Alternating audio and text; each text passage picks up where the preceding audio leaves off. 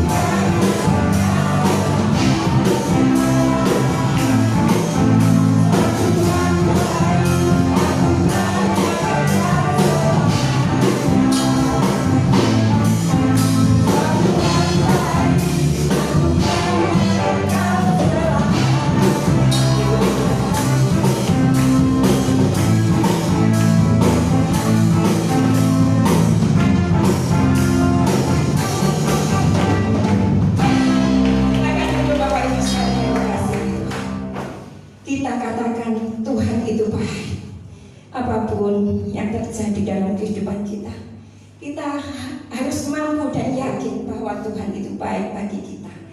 Karena di dalam kasih Yesus itu ada sukacita dan keselamatan bagi kita.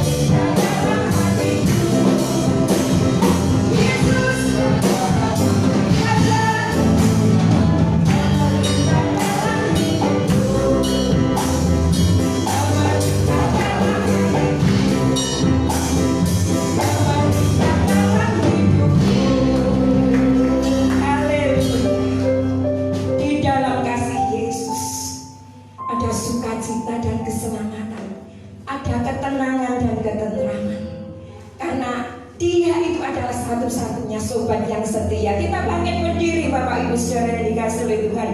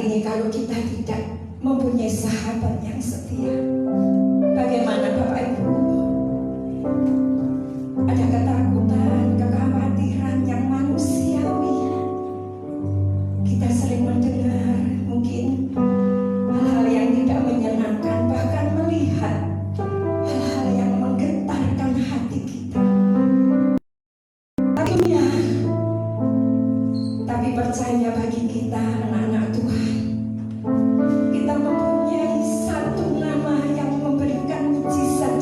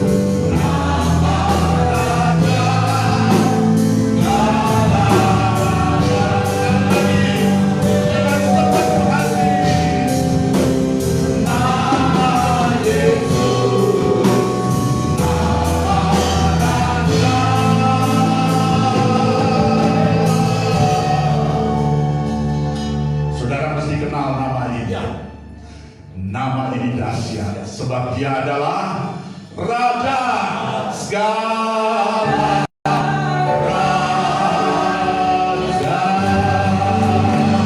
Kemuliaan bagi Tuhan, keagungan bagi Dia, Allah yang dahsyat berkuasa, segala alam tunduk menyembah Dia.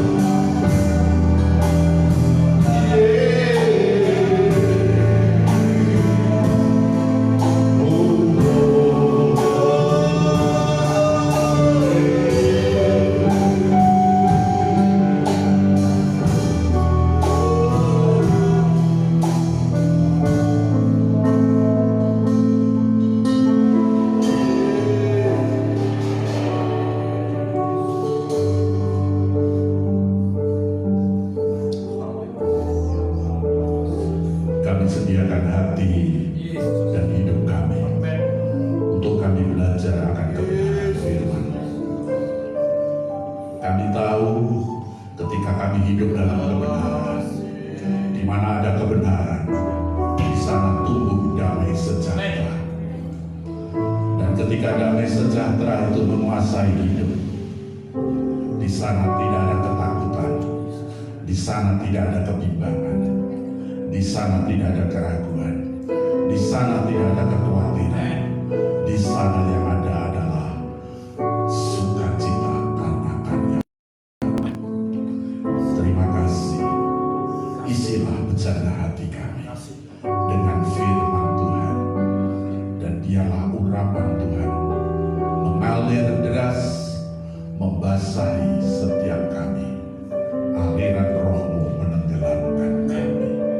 Di dalam nama Tuhan Yesus Kristus yang siap diberkati, firman Tuhan berkata, amin.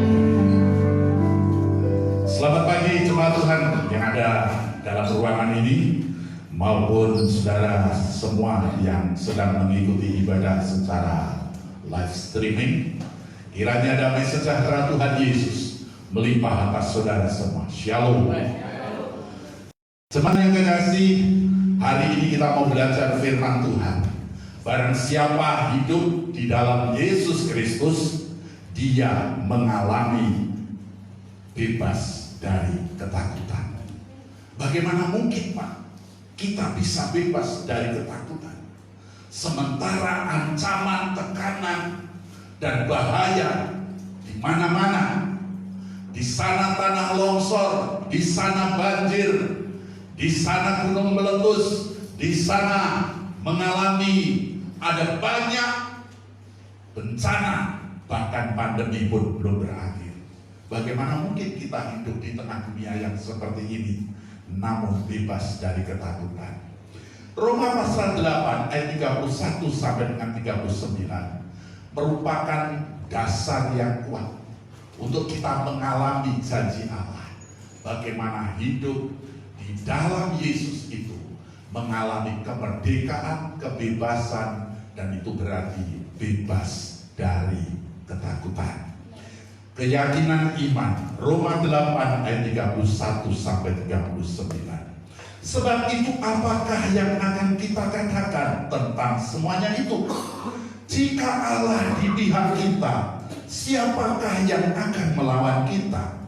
Ia yang tidak menyayangkan anaknya sendiri, tetapi yang menyerahkannya bagi kita semua. Bagaimanakah mungkin Ia mengaruniakan segala sesuatu kepada kita bersama-sama dengan Dia?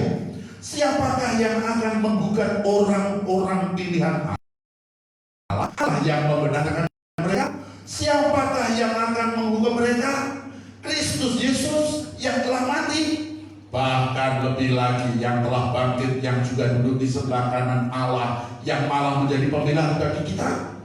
Siapakah yang akan memisahkan kita dari Kristus? Penindasan, atau kesakan, atau penganiayaan, atau kelaparan, atau ketelanjangan,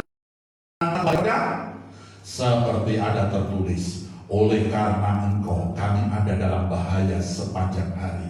Kami telah dianggap sebagai domba-domba sembelihan. Tetapi dalam semuanya itu kita lebih daripada orang-orang yang menang oleh Dia yang telah mengasihi kita. Sebab aku yakin bahwa baik maut maupun hidup, baik malaikat-malaikat maupun pemerintah-pemerintah, baik yang ada sekarang maupun yang akan datang, atau kuasa-kuasa, baik yang di atas maupun yang di bawah, atau sesuatu makhluk lain, tidak akan dapat memisahkan kita dari kasih Allah yang ada dalam Kristus Yesus Tuhan kita. Kalau saudara membaca ayat ini, saya yakin hati saudara terbakar dan saudara berapi-api karena saudara sangat menikmati betapa hebat dan luar biasanya janji dan penyertaan Tuhan atas kita. Tapi saudara jangan hanya berpatokan kepada ayat ini, sebab sebelum ayat ini masih ada ayat-ayat dan pasal-pasal yang saudara mesti pelajari. Surat Roma adalah surat yang khusus membahas tentang bagaimana orang itu bisa dibenarkan oleh Allah itu karena iman. Itulah sebabnya orang benar hidup karena iman. Kapan manusia dicekam ketakutan yang mengerikan, dihantui kematian sepanjang jalan hidupnya? Mulai kapan? Sejak manusia jatuh di dalam dosa. Ketika manusia belum jatuh dalam dosa, di sana tidak ada ketakutan, di sana tidak ada kekhawatiran, di sana tidak ada kebimbangan, di sana tidak ada sesuatu yang menekan. Sebab apa? Sebab mereka belum jatuh di dalam dosa. Memangnya ada apa dengan dosa? Dan kalau dosa, terus kenapa? Jemaat Tuhan yang kekasih, Roma pasal 1. Di situ Paulus selain memperkenalkan diri, Paulus juga mulai membacakan, seakan-akan semua pembacanya diajak masuk ruang pengadilan. Lalu tiba-tiba sang hakim berkata kepada mereka yang di luar Israel, kamu berdosa. Sebab gara-gara dosa itulah makanya kamu menyerahkan dirimu dalam nafsu, kecemaran, penyembahan berhala, di mana kamu mestinya menyembah Tuhan yang menciptakan, tapi kamu justru menyembah ciptaannya. Lalu masuk pasal kedua, seakan-akan di depan hakim itu adalah orang Israel. Lalu hakim mengatakan dan menyajukan dakwaan kepada dia, kamu berdosa, kamu memang punya Taurat, kamu memang punya sunat, tetapi justru karena kamu punya Taurat, kamu punya sunat, itulah sebabnya Tauratmu menegaskan bahwa kamu berdosa, kamu sudah melanggar perintah Allah, Taurat Allah. Taurat Allah itu mestinya kamu hargai, kamu taati, justru kamu hinakan. Bahkan Taurat itu hanya membuat kamu menjadi sombong dan bangga secara agama. Pasal yang ketiga, semua terdakwa dikumpulkan karena semua manusia sudah jatuh di dalam dosa dan telah kehilangan kemuliaan Allah. Itulah sebabnya manusia dihantui ketakutan. Sebab sejak manusia jatuh di dalam dosa, manusia terputus hubungannya dengan Allah. Manusia tidak lagi bisa menikmati pemeliharaan Allah. Manusia tidak bisa menikmati lagi pembelaan Allah, perlindungan Allah. Maut mengancam setiap waktu, kutuk ada di atas kepalanya.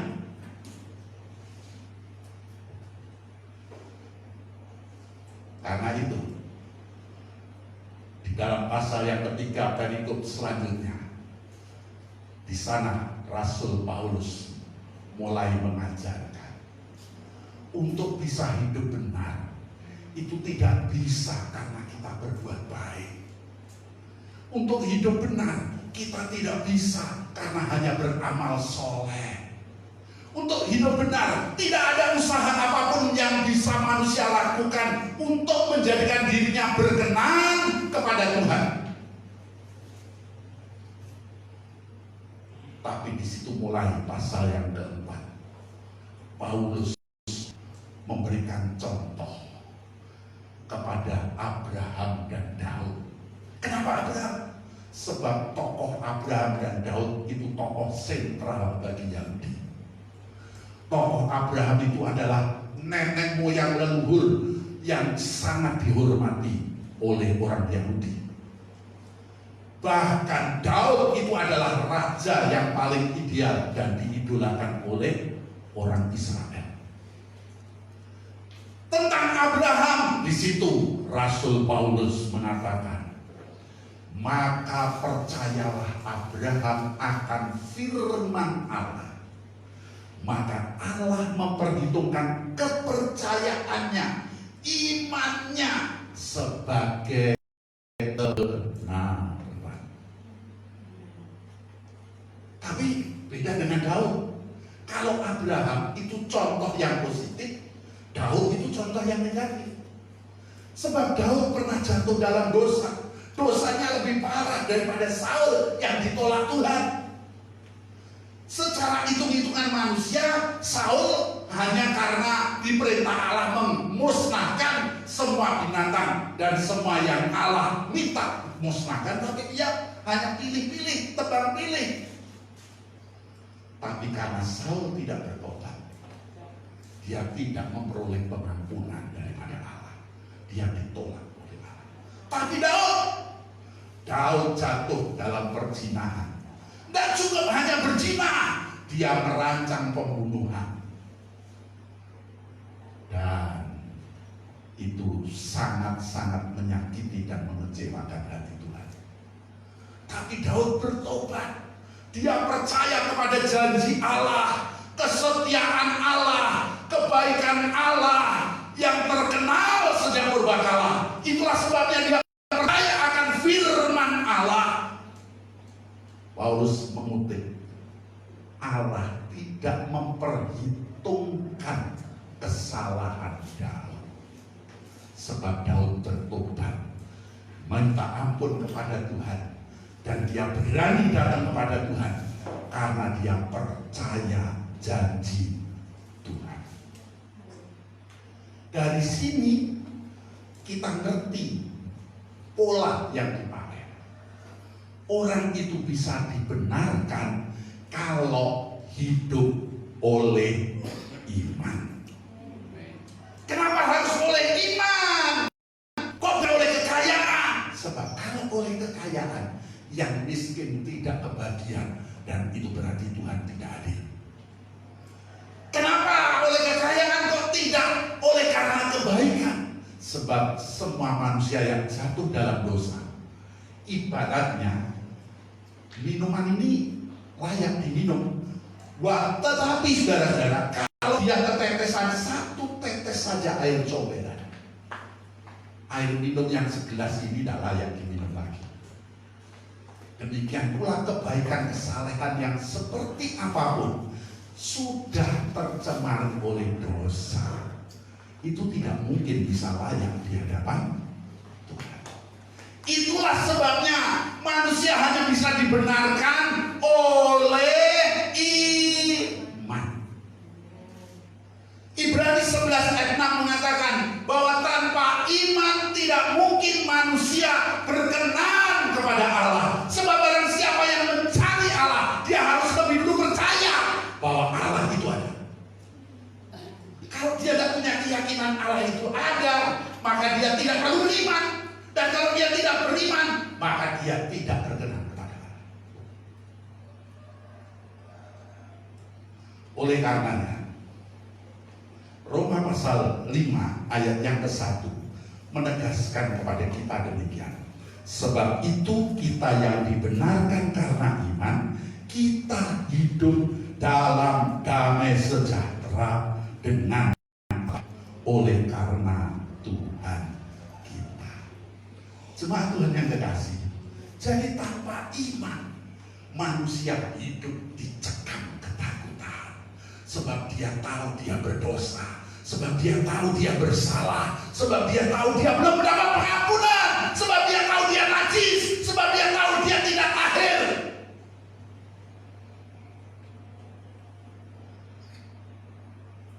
Tapi ketika seseorang percaya kepada firman, dan firman itu 2000 tahun yang lampau telah datang dalam wujud manusia untuk melakukan penebusan, supaya manusia yang percaya kepada Kristus yang tidak berdosa tetapi dibuat menjadi berdosa. Siapa yang percaya bahwa keberdosaan Yesus itu karena kita, dan hukuman dosa itu dipikul oleh Yesus, maka kita yang percaya dibenarkan oleh Allah. Jadi iman kepada Sang Firman, Sang Kalam yang menjadi manusia, itulah Yesus. Sebab dialah yang mengerjakan penebusan kita, sehingga kita memperoleh jaminan pembenaran. Ketika kita dibenarkan, itu lebih dari sekedar diampuni. Kalau seseorang itu diampuni, orang itu masih bisa diperlakukan dengan mengatakan, kamu kan sudah saya ampuni. Artinya apa? Orang yang mengampuni kita itu masih ingat bahwa kita pernah punya kesalahan, tapi dia memutuskan untuk tidak lagi menghukum. Tapi kalau dibenarkan, kita memperoleh pembenaran, itu kita berarti diperlakukan oleh Allah seolah-olah tidak pernah berdosa. Keadaan kita yang seolah-olah tidak pernah berdosa, itulah yang namanya disebut manusia baru. Jemaat Tuhan, jadi kita dibenarkan itu bukan karena kita berbuat baik, rajin kebaktian, memberi persepuluhan, memberi persembahan, ibadah 3 jam sehari. Tidak. Tapi kita dibenarkan itu karena Allah sendiri yang menyatakan kita ini sudah benar oleh karena kebenaran Yesus Kristus dilekatkan menjadi kebenaran kita. Sehingga yang tampak adalah kebenarannya siapa? Yesus Kristus. Allah yang menyatakan kita benar. Dan tanggung jawab kitalah untuk menjadikan kebenaran yang Allah lekatkan itu menjadi bagian yang nyata, yang membuat kita secara kondisional juga jadi benar. Amin. Tanggung jawabnya Allah karena kita beriman kepada Yesus Kristus, kita dibenarkan. Selanjutnya tanggung jawab kita adalah melekatkan kebenaran itu menyatu dengan diri kita, menjadi bagian diri kita, sehingga kita mengalami namanya proses penyucian. Kita tidak hanya dibenarkan, tapi kita juga disucikan.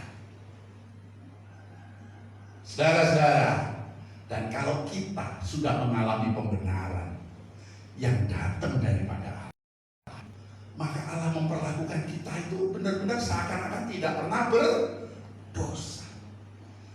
Kenapa Yesus harus dimahkotai duri? Supaya kita dimahkotai kemuliaannya. Kenapa Yesus harus menanggung kutuk? supaya kita menerima berkat. Kenapa Yesus harus dicambuk? Supaya oleh bilur-bilurnya kita menjadi sembuh. Mengapa Yesus harus mati? Supaya kebangkitannya menghidupkan kita semua. Mengapa Yesus harus dihina, dicaci maki, dicela, direndahkan? Supaya kita diubah jadi manusia yang terpuji dan pantas untuk menerima kemuliaan. Kenapa Yesus harus dikhianati? Supaya kita menerima kesetiaan Allah yang kekal selama-lamanya.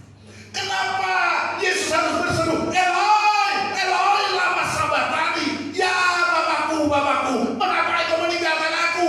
Allah seakan-akan menolak kemanusiaan Yesus yang mati tersalib.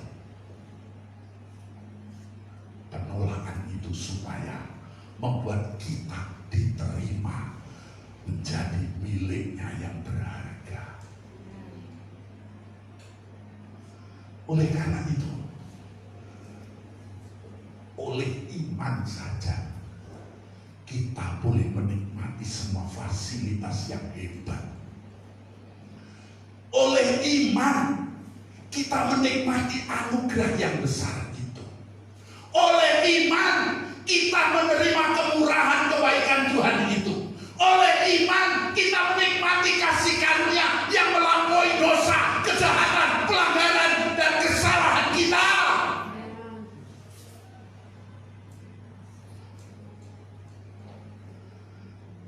Iman mendatangkan pembenaran.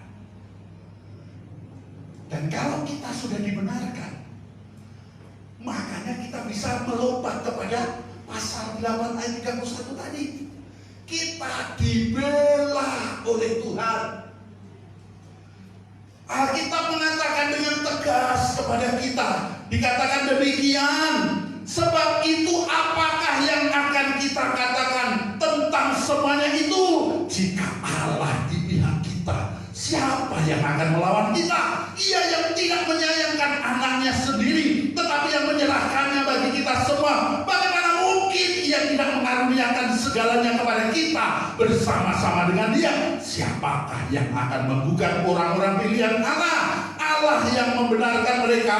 Siapakah yang akan menghukum mereka? Kristus Yesus yang telah mati, bahkan lebih lagi yang telah bangkit, yang juga duduk di sebelah kanan Allah, yang malah menjadi pembela bagi kita. Kalau kita sudah dibenarkan sedemikian rupa, dan untuk kita dibenarkan itu sorga habis-habisan. Kalau pemilik sorga sendiri sudah datang mengambil rupa manusia, mati tersalib, apalagi yang bisa dilakukan?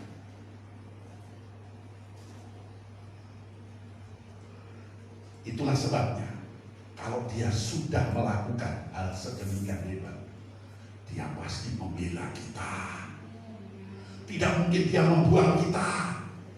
Bahkan kalau toh ada yang menggugat tentang pembenaran yang Allah lakukan, Allah akan pasang badan, dan sudah pasang badan, untuk supaya pembelaannya, pembenaran yang dilakukannya terjamin sampai kesudahan alam, sampai kita menikmati kemuliaan yang Dia sediakan. Dan akibat kita dibenarkan, kita punya kesempatan menyatu dengan Allah. Dia tinggal di dalam kita, kita tinggal di dalam Dia. Firman-Nya tinggal dan jadi praktek hidup kita, dan Dia berkuasa mengubahkan diri kita. Kuasa kematiannya membebaskan kita dari dosa. Kuasa kebangkitan dan kehidupannya membuat kita berkemenangan di dalam Dia. Sebab sejak kita beriman kepada Yesus, kita tinggal di dalam Yesus. Dan kalau sudah tinggal di dalam Yesus, saudara-saudara perhatikan, kalau kertas ini tinggal di dalam buku ini, air bisa menetes. Yang kena duluan apa? Bukunya, tidak mungkin kertasnya. Demikian pula kalau kita tinggal di dalam Yesus, ancaman, bahaya, tekanan, intimidasi, dan semuanya bisa menghujam, tapi tidak mungkin kena kepada kita, sebab kita tinggal di dalam Dia. Sehingga peperangan itu bukan milik kita, peperangan itu milik Dia yang melindungi kita, sebab kita tinggal di dalam Dia. Itulah sebabnya kita lebih dari pemenang.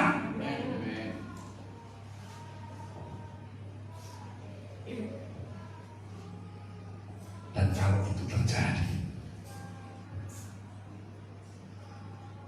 apalagi yang kita takutkan? Paulus mengatakan kepada kita, siapa yang bisa memisahkan kita dari kasih Allah? Tidak ada. Penindasan, tidak mungkin. Penganiayaan tidak bisa. Kelaparan tidak mungkin. Ketelanjangan tidak bisa. Bahaya, pedang, semuanya lalu. Namun bukan berarti kalau kita tinggal dalam Yesus kita masih hidup dalam ketakutan. Kalau sampai kita masih dalam ketakutan, halo, pikiran kita berarti nggak jalan. Nangkep? Akal budi kita nggak hidup.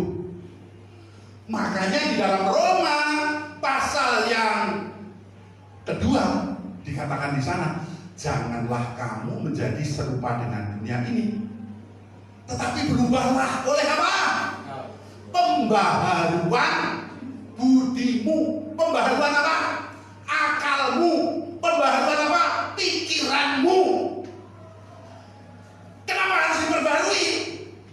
Supaya kita sadar sekarang ini kita tinggal di dalam Yesus. Kita menjalani hidup itu hidup di dalam Yesus, bukan hidup di luar Yesus. Hidup di dalam Yesus berarti Yesus membentengi kita. Hidup di dalam Yesus berarti Yesus melindungi kita. Hidup di dalam Yesus berarti Yesus melingkupi kita. Haleluya.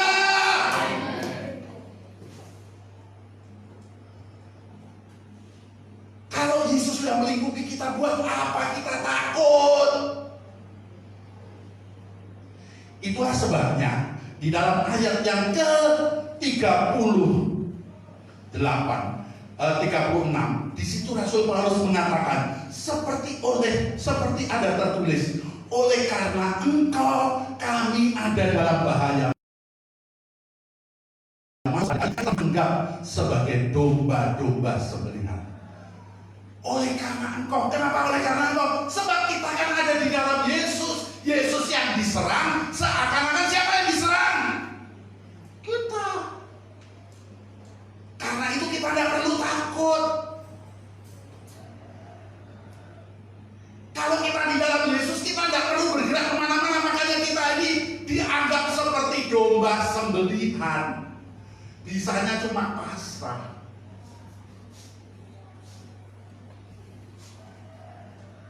Jemaat Tuhan yang kekasih, dengan demikian, karena kita tahu Yesus itu perkasa, musuh terbesar manusia itu apa sih?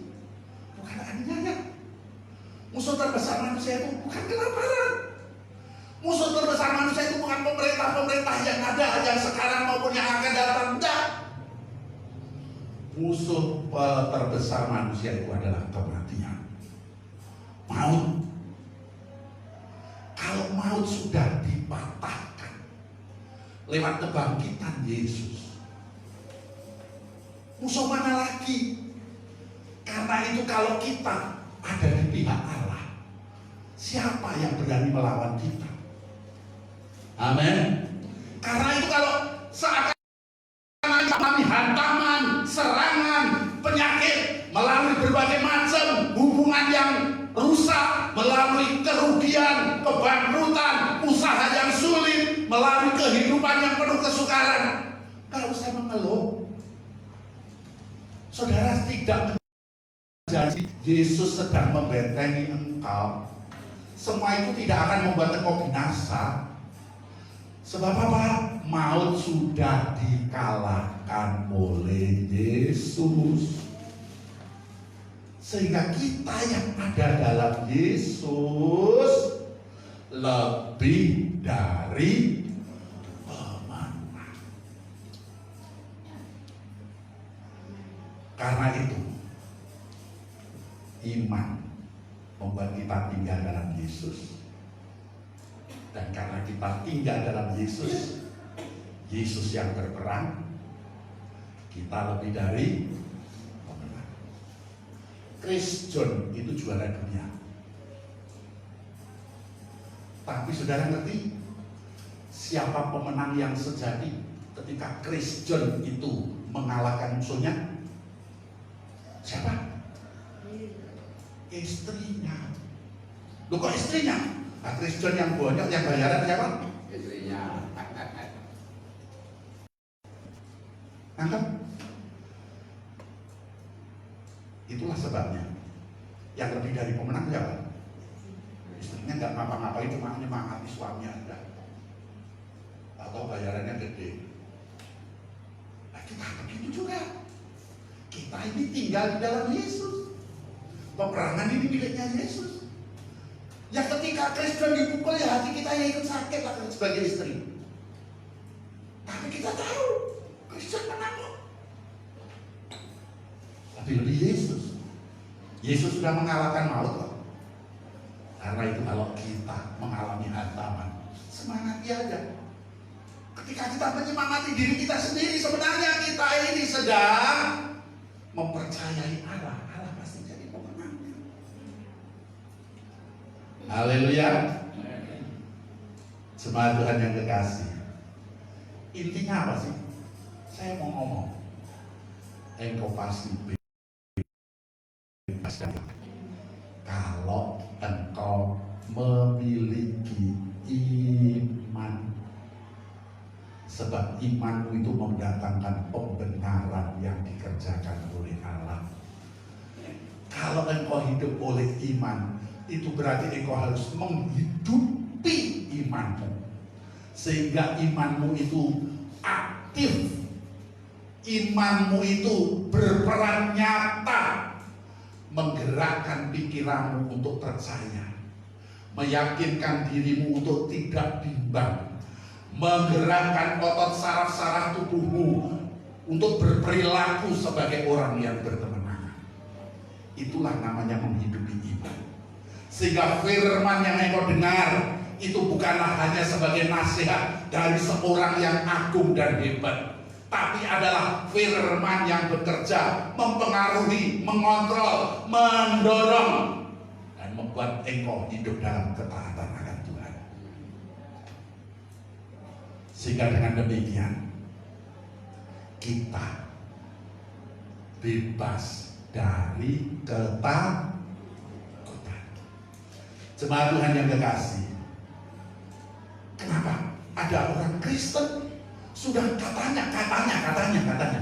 katanya percaya Yesus, tapi kok hidupnya masih hidup dalam ketakutan terus-menerus? Pertama, bisa saya pastikan dia punya iman yang salah. Sebab kalau dia punya iman yang benar, iman yang benar itu tentu membuat dia yakin dia dibenarkan oleh Allah. Sehingga dia tidak lagi di bawah hukuman, tidak lagi di bawah murka Allah, tidak lagi di bawah ancaman kematian, tidak lagi di bawah kutukan, tapi dia di bawah, sehingga dia tidak perlu hidup dalam ketakutan. Atau kemungkinan yang kedua, mungkin saja dia punya iman, tapi dia tidak hidupi itu imannya. Ya saya Kristen, ya saya percaya Yesus, gitu toh. Hidupi itu imanmu dengan cara apa? Baca firman-Nya, dengar firman-Nya, catat itu firman-Nya, simpen itu firman-Nya, lakukan itu firman-Nya.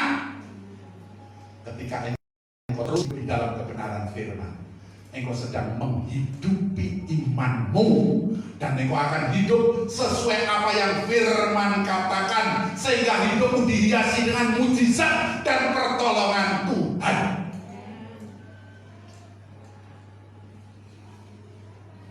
Saya undang pemain musik untuk persiapan ini.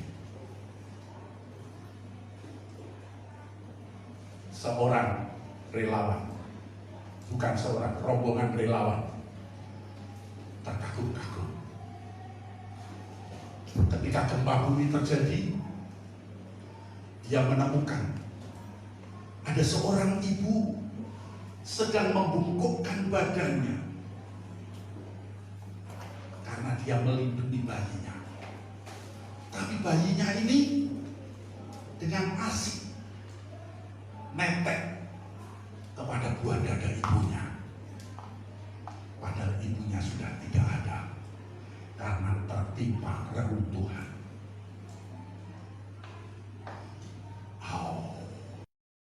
Para relawan itu kagum betapa hebat keyakinan sang bayi itu terhadap ibunya yang sanggup melindungi. Terkadang kita lebih buruk dari sang bayi. Tuhan sudah melindungi kita.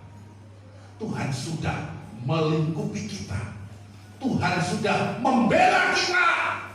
Tapi kita justru meragukan dan tidak menikmati pemeliharaan, tidak menikmati pembelaannya.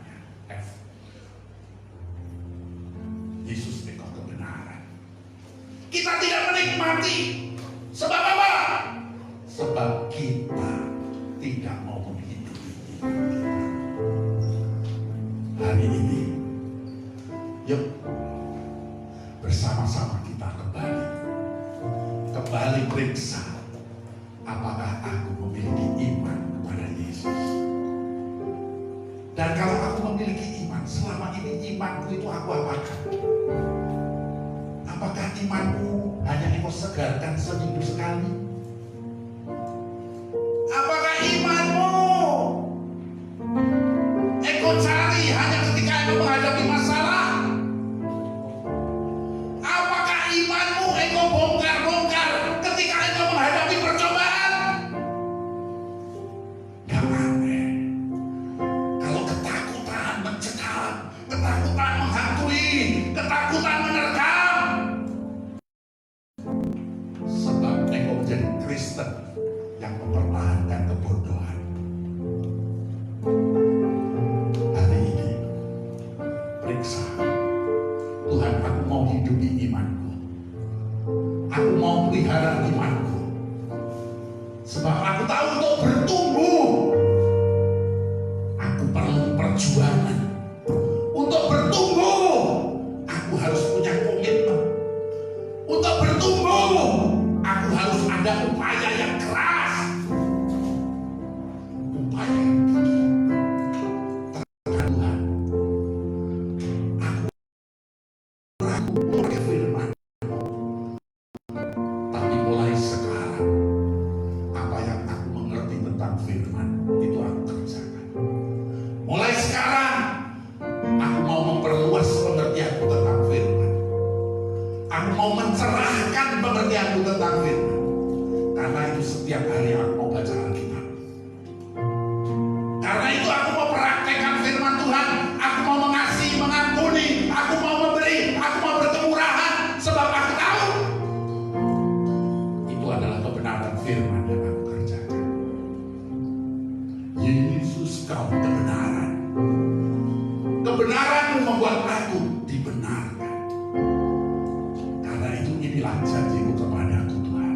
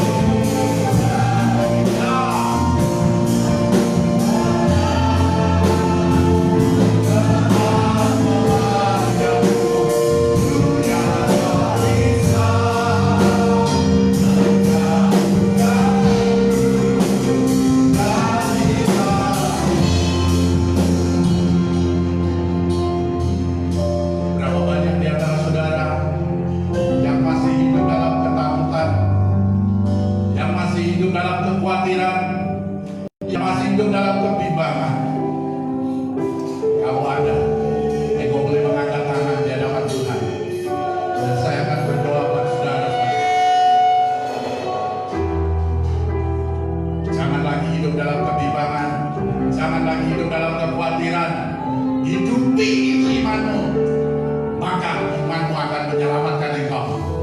Imanmu akan mendatangkan pembelaan yang datang daripada Allah. Hidupi imanmu, maka imanmu akan mengubah dirimu menjadi manusia yang serupa dan gambarannya. Hidupi itu imanmu, maka imanmu akan bekerja membangkitkan roh untuk bernyala-nyala bagi Tuhan. Oh haleluya, mari bangkit berdiri, mari kita katakan kepada Tuhan, kalau hidup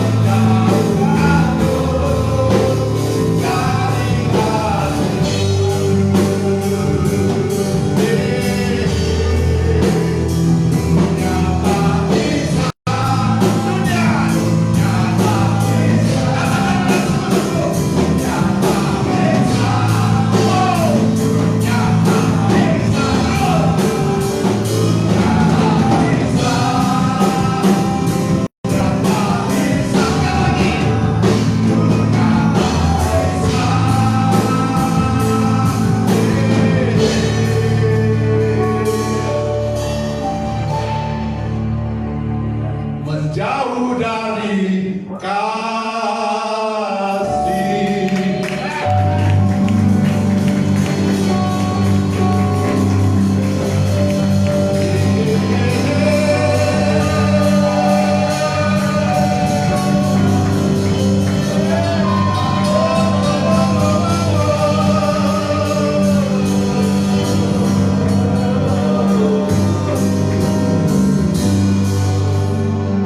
Aku berdoa buat tangan-tangan yang terangkat, yang masih dihantui ketakutan, yang dihantui kekhawatiran, kebimbangan. Kiranya firman-Mu memerdekakan, firman-Mu membebaskan. Dalam nama Yesus, keberanian yang suci tumbuh. Dalam nama Yesus, pertobatan sejati terjadi. Dalam nama Yesus, keubahan pemulihan boleh dialami. Kami percaya ibadah ini ibadah yang luar biasa. Allah yang hadir dan memiliki ibadah ini. Pujilah Tuhan Yesus Kristus. Kami percaya kami diberkati oleh firman. Setiap kami yang sudah mendengar, setiap kami yang menyimpan firman, setiap kami yang melakukan firman, baik yang ada di ruangan ini maupun mereka yang sedang menyaksikan live streaming ini, Engkau diberkati Tuhan. Engkau diberkati Tuhan. Engkau diberkati Tuhan. Jadilah seperti yang Engkau percaya. Di dalam nama Yesus Kristus, mujizat pemulihan terjadi sekarang. Haleluya. Amin. kemuliaan yang terbaik buat Tuhan.